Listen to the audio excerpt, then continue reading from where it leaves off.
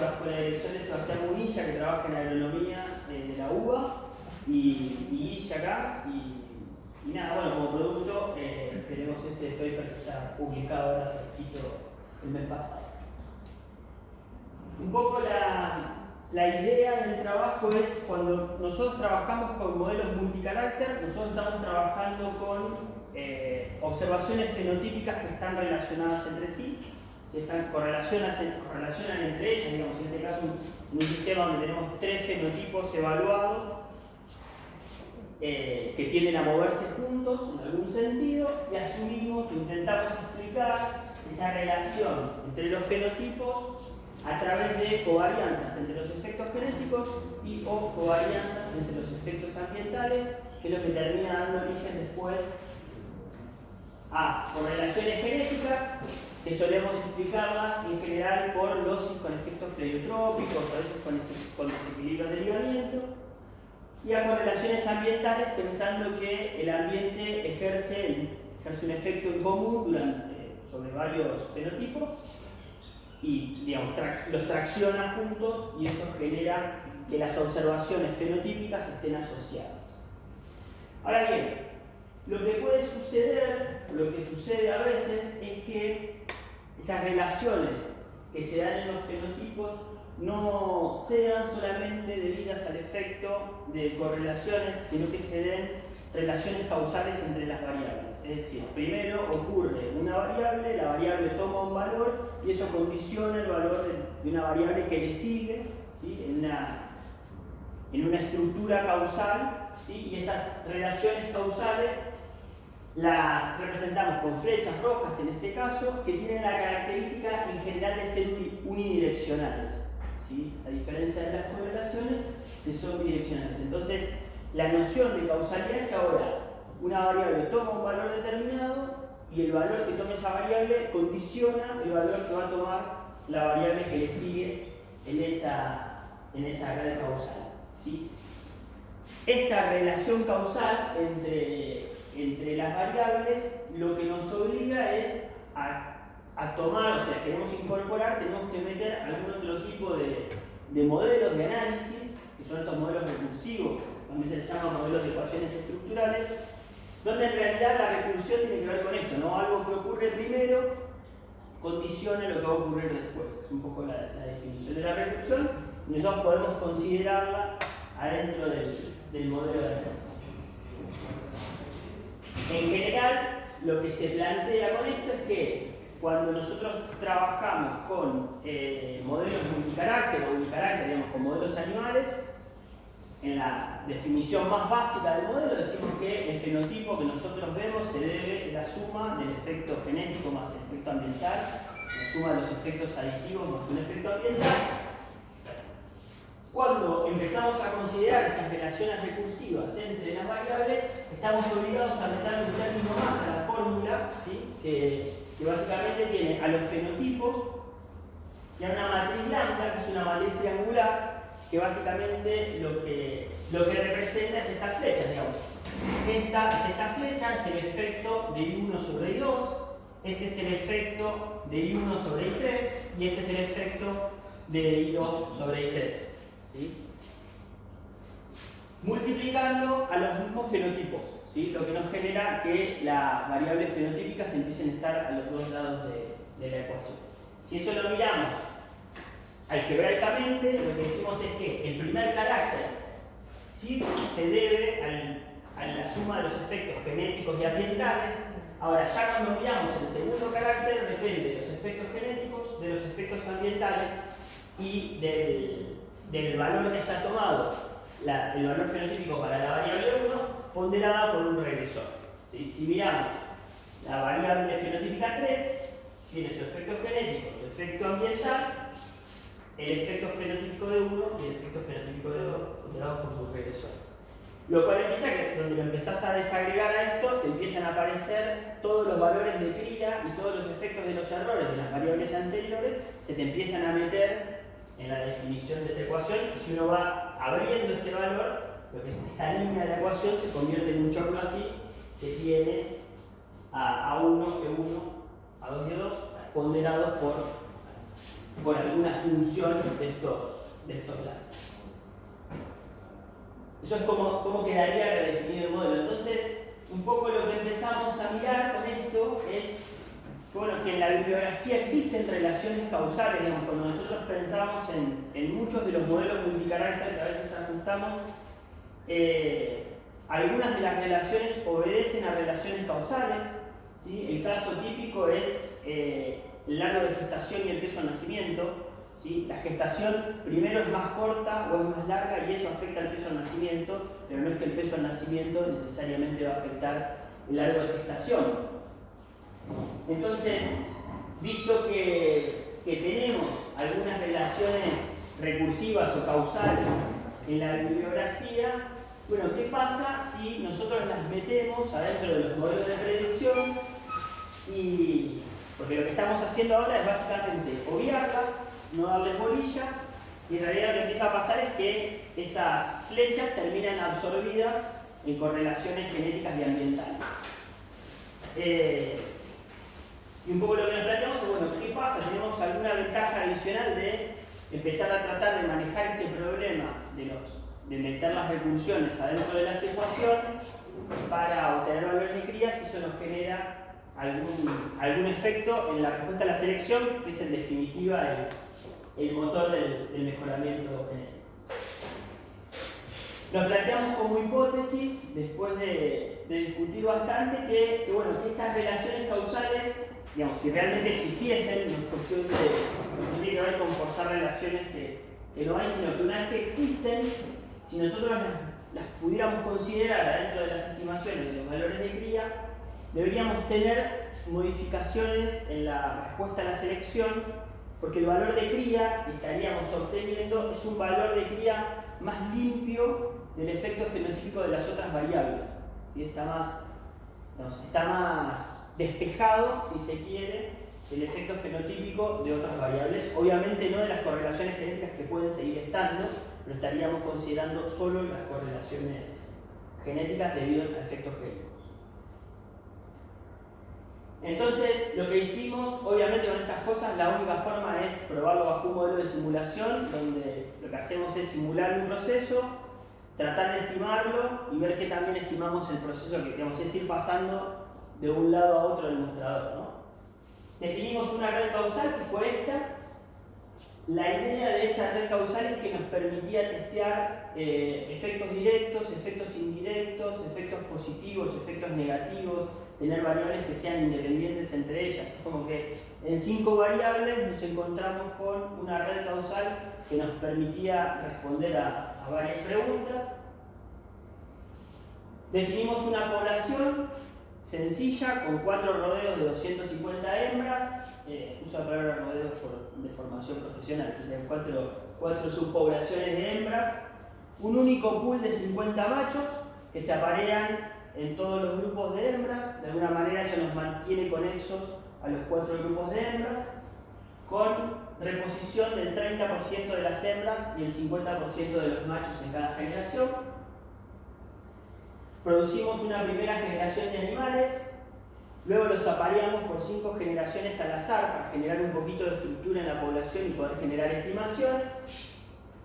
Y luego producimos 5 generaciones más, donde lo que hacemos es estimar los valores de cría y reponer basado en los valores de cría obtenidos por un modelo multicarácter típico, un modelo animal multicarácter típico, o por, que es lo que venimos haciendo hasta ahora, o por un valor de cría obtenido bajo un modelo de ecuaciones estructurales que tiene en cuenta la recursión adentro del sistema. Y esto lo hicimos con 100 semillas de simulación diferentes, justamente para evaluar que no nos estemos subiendo alguna respuesta azarosa y poder además tener alguna distribución de los parámetros que estábamos obteniendo, una distribución empírica de los parámetros. Básicamente, lo que genera, el sistema que genera los datos es este, digamos, los fenotipos están generados por los fenotipos en las recursiones, digamos, con las recursiones según lo que indican las flechas ahí, un valor de cría propio y un valor ambiental propio, que esto, digamos, tiene una distribución normal centrada en cero con alguna varianza por muestreo. Luego una cría cualquiera está definida bajo la misma ecuación, solo que su valor de cría es igual a la mitad del valor de cría de sus padres, más un residuo de segregación mendeliano, que también está centrado en 0, y tiene una varianza donde está metido adentro la varianza del carácter y el coeficiente de consentimiento.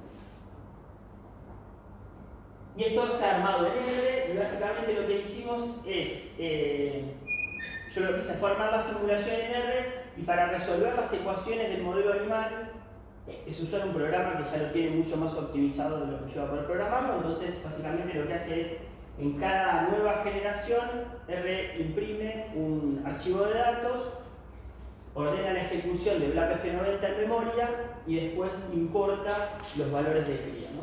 Y este proceso se entera todas las cosas.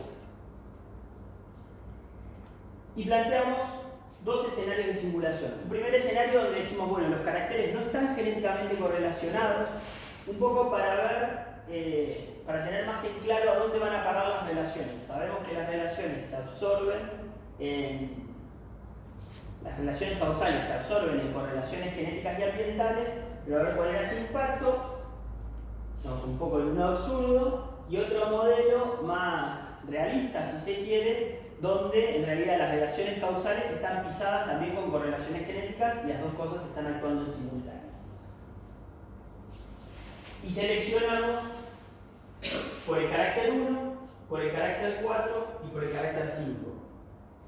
La idea de esto es ver qué pasa si yo tiro de la punta de más arriba de la red causal, ver qué pasa si yo tiro de la punta más abajo de la red causal y ver qué pasa si yo tiro del medio. Lo que nos encontramos es, cuando tiramos de la primera variable, de la 1, ¿sí? Del fenotipo de la 1, esto es seleccionando bajo el modelo animal multicarácter, y esto es seleccionando con estimaciones bajo modelos de ecuaciones estructurales, la respuesta que producen es exactamente la misma, ¿sí? De hecho, lo que generan es exactamente la misma población. Los mismos padres generan a los mismos hijos, los apareamientos, el proceso que se da es idéntico, ¿sí? O sea que están generando los mismos datos, ¿no? Cuando, obviamente, si seleccionamos por el 1, quien más respuestas genera es el 1, el carácter 2, que es el que le sigue en la red causal, es el que lo sigue en respuesta, con una respuesta indirecta bastante marcada, y el otro que sigue es el 4, ¿sí? Que son los triangulitos acá que van para abajo.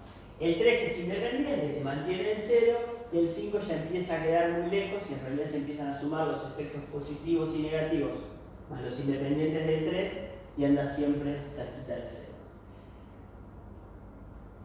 Si nosotros seleccionamos por el carácter 4, ya la cosa cambia. Fíjense que cuando, digamos, en los dos casos tenemos mayor respuesta del carácter 4, que es el que estamos seleccionando.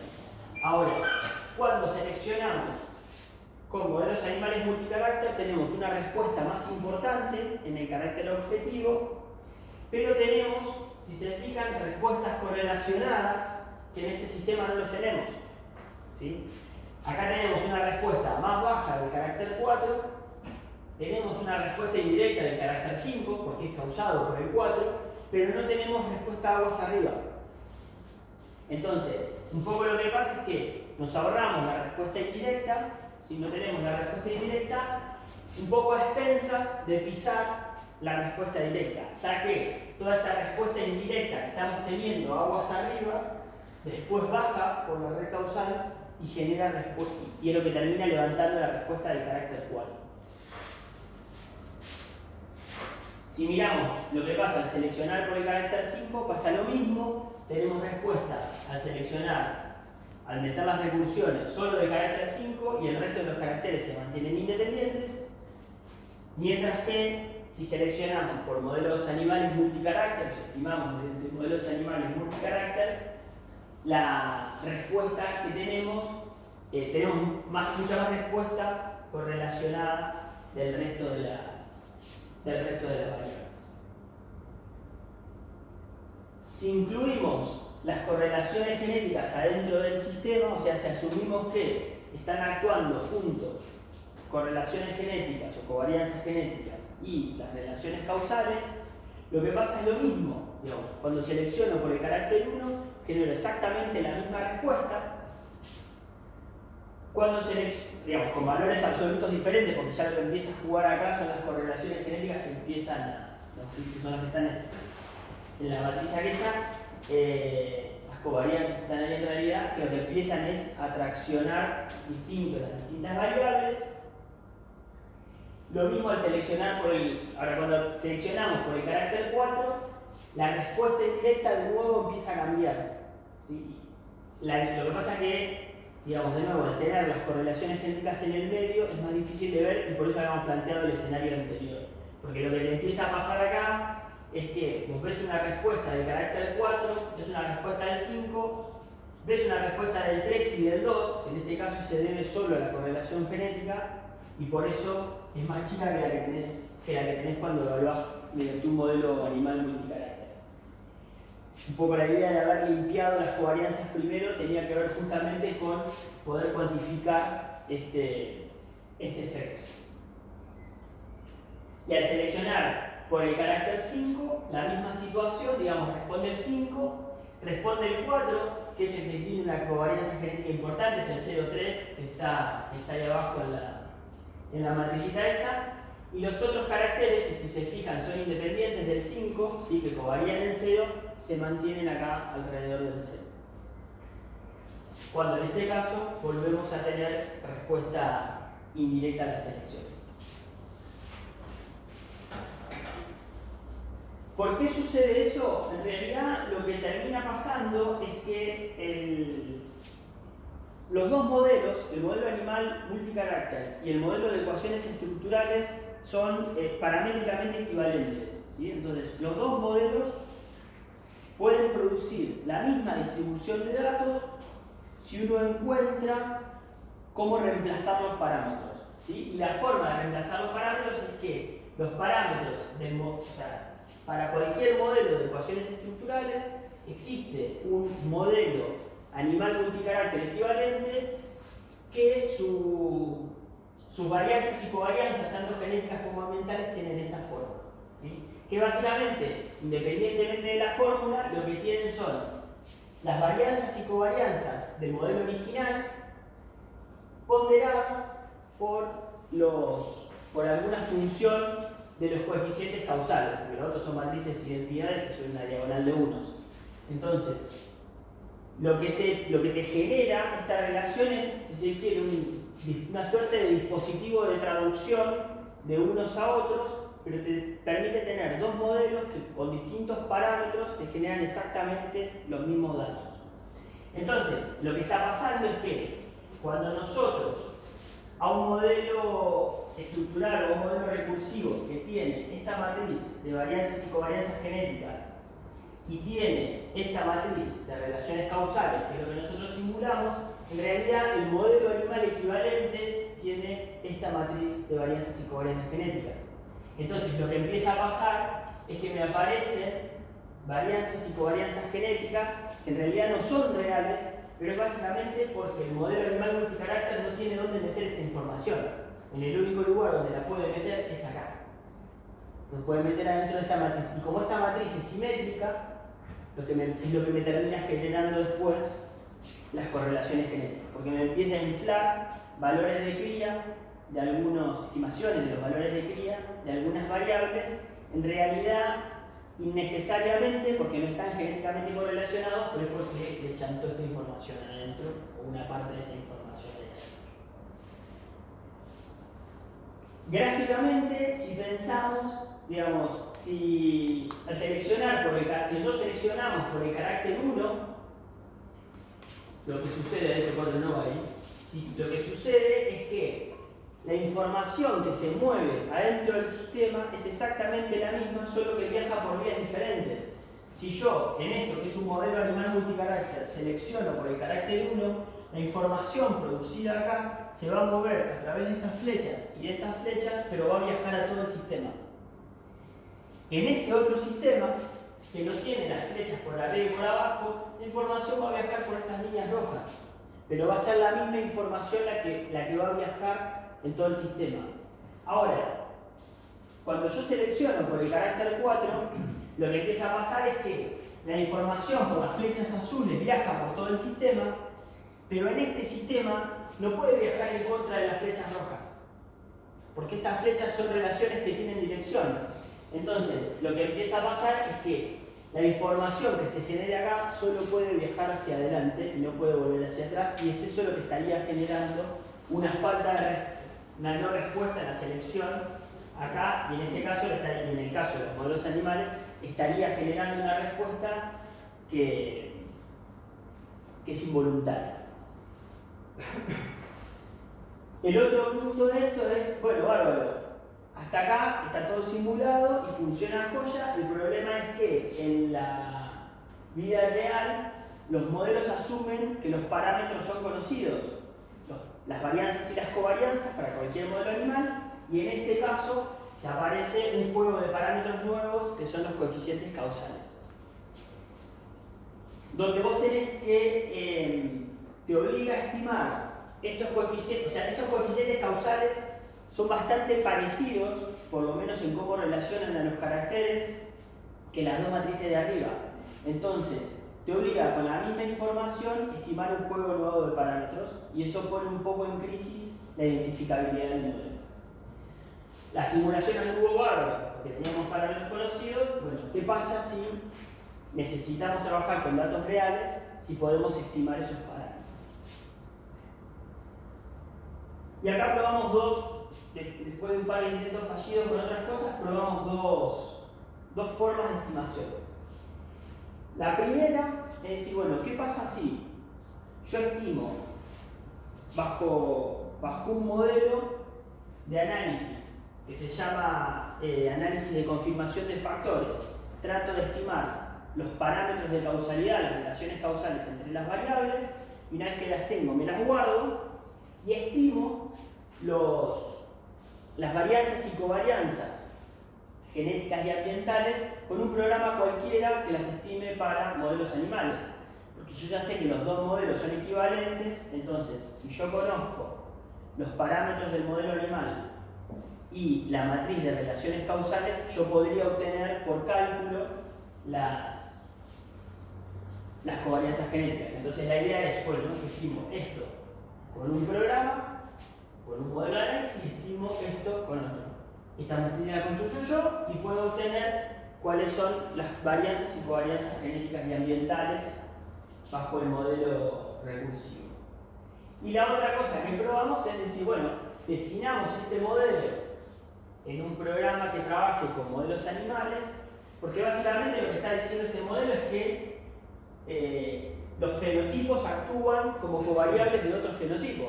Y yo no se lo puedo decir al programa. Yo le puedo decir, bueno, ¿sabes qué? Calculame el efecto de la variable 1 como fenotipo de la variable 2, pero eso me obliga a trabajar con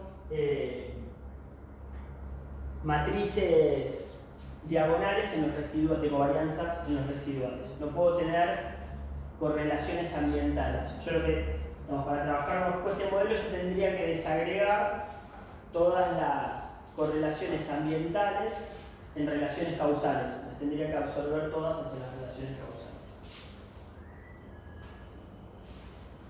Este es el resultado de las mismas 100 simulaciones. ¿Qué pasa si yo estimo parámetros con las 100 simulaciones? Lo que vemos es que cuando no hay correlaciones genéticas, el análisis de confirmación de factores funciona súper bien, ¿sí? Y además es el que corre más rápido, es más fácil de correr, corre súper rápido. El Gibbs sampler, como cualquier muestreo de Gibbs, requiere un poquito más de tiempo y sobre todo de computadora, digamos. Pero bueno, los dos funcionan muy bien, y después yo no puse acá las estimaciones bajo los modelos animales, pero esas siempre funcionan bien, son modelos que son súper fieles. Ahora, ¿dónde metemos las correlaciones genéticas?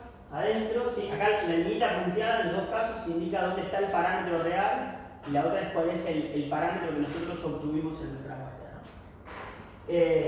Lo que vemos es que las estimaciones que tenemos en los análisis de confirmación de factores cuando hay correlaciones genéticas son súper sesgadas, mientras que el Gibbs sampler funciona mucho mejor en ese sentido. que un poco lo que está pasando acá es en realidad que el modelo está confundiendo un poco la relación causal. No tiene, digamos, se las confunde entre ellas, no, porque son algunas para un lado y otras para el otro, y cuando vos lo metés adentro con estimaciones de las covarianzas genéticas y ambientales que sí son insesgadas, lo que te genera son estimaciones de varianzas y covarianzas para el modelo estructural que son súper sesgadas y que en realidad están arrastrando este sesgo. Esto en general se le atribuye bastante la culpa a que en realidad lo que tiene el problema que está teniendo es que como este análisis no sabe de las correlaciones genéticas que pueden estar actuando abajo, en realidad las está metiendo acá y por eso te genera, y ahí estaría el origen de ese sesgo. Un poco como conclusión es que sí, que la inclusión de las relaciones causales cuando existen en los modelos de estimación lo que permitiría es bajar la respuesta indirecta si fuese indeseable en todos los caracteres que estén aguas arriba de la red causal. Y el otro punto es que los parámetros del modelo son identificables bajo el establecimiento de ciertas restricciones, como esto de estar obligado a considerar una matriz de varianzas y covarianzas en los errores que sea diagonal.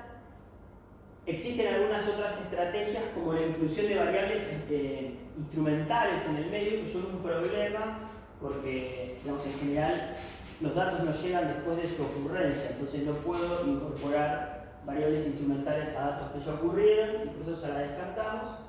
Pero bueno, encontrándole la forma, los parámetros del modelo son identificables. Estos mismos modelos que están basados en causalidad se han usado para otras cosas y digamos, hace unos años los han empezado a usar para estudios de genómica estructural, digamos, estudiar, armar redes causales de genes basados en inferencia causal entre los datos. Y bueno, eso es un poco lo que tenía para contar.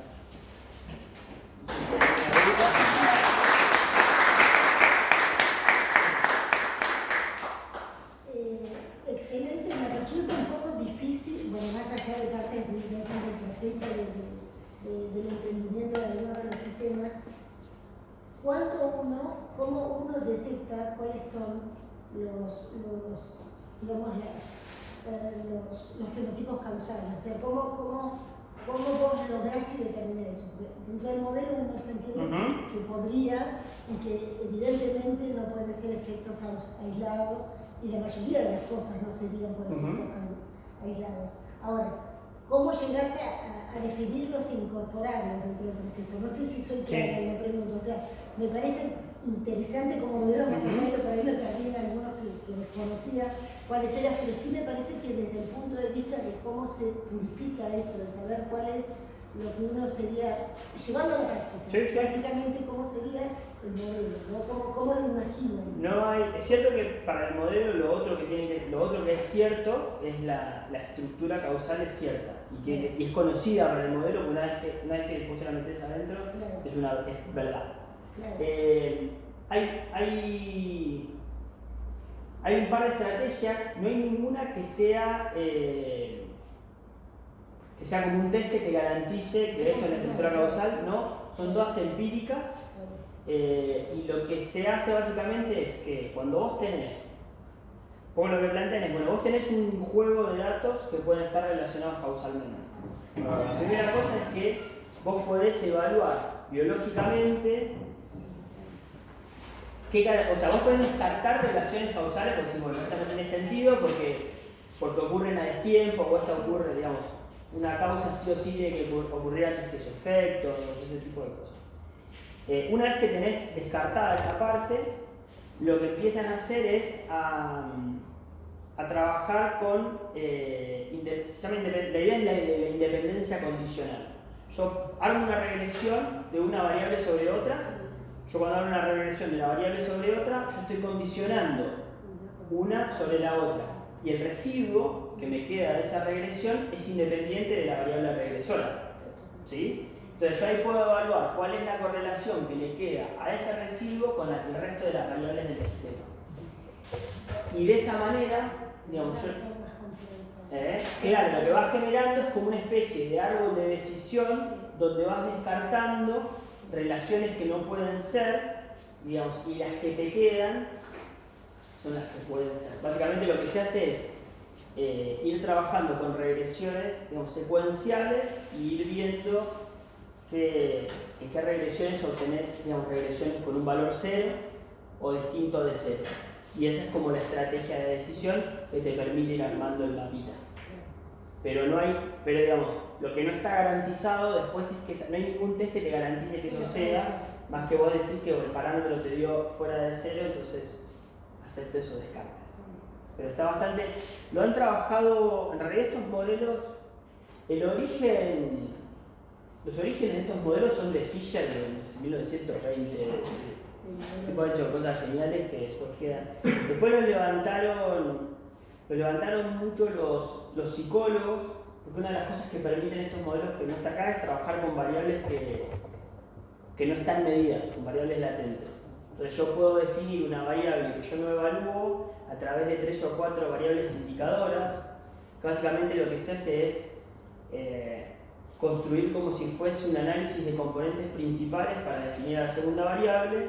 Entonces, dentro de la variable latente, las variables indicadoras se vuelven independientes, que las usan los psicólogos porque estiman cosas a través de test. Entonces, quieren determinar si sos feliz, te hacen 10 preguntas en 5 test distintos y ahí tienen que, digamos, que crear una respuesta. Eso lo han levantado mucho en psicología y en ciencias sociales, y los que lo han trabajado mucho son la gente que trabaja con inteligencia artificial. De hecho, mucho de lo que hay ahí, en realidad, lo que he trabajado ahora lo ha trabajado Perl, que trabaja en eso, en inteligencia artificial y ese tipo de cosas. O sea, tiene un campo de acción amplísimo, muy inicial.